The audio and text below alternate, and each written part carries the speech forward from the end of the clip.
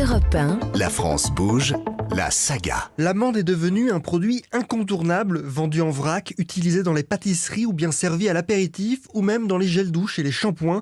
Cette petite graine, fruit de l'amandier, est partout. Elle est cultivée depuis l'Antiquité, mais elle fait un retour dans nos habitudes alimentaires depuis une dizaine d'années. L'amande est devenue un produit star. En France, elle est cultivée dans le sud, sur un territoire compris entre le Tarn-et-Garonne et la Corse. Hervé Bartelt, directeur de la coopérative Sud-Amande. Bon, bien évidemment, on cultive surtout pour des raisons climatiques, compte tenu que l'amandier, ne doit pas souffrir du gel de l'hiver.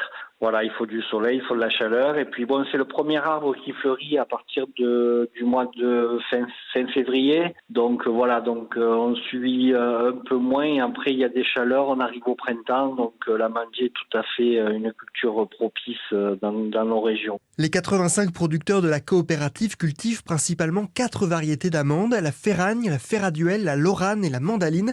L'amandier est d'ailleurs l'arbre qui fleurit le plus tôt dans l'année, autour de fin février, et un arbre donne en moyenne 13 kilos d'amandes.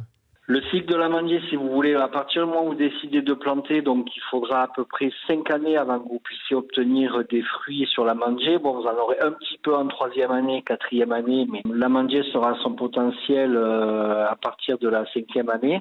La récolte se passe généralement vers, mi-septembre. Donc vous voyez, on est en pleine saison de récolte. L'amande est prisée pour ses bienfaits en oligo-éléments, calcium, magnésium, oméga 3 et surtout pour son goût.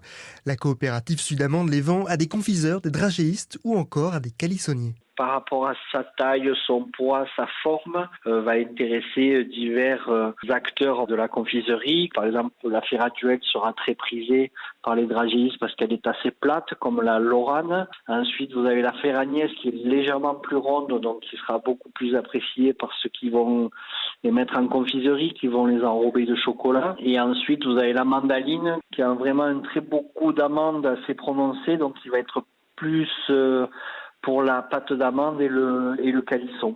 La France produit environ 500 tonnes d'amandes par an et la coopérative Sud-Amande, avec ses 120 tonnes produites chaque année, est tout simplement la première productrice d'amandes en France.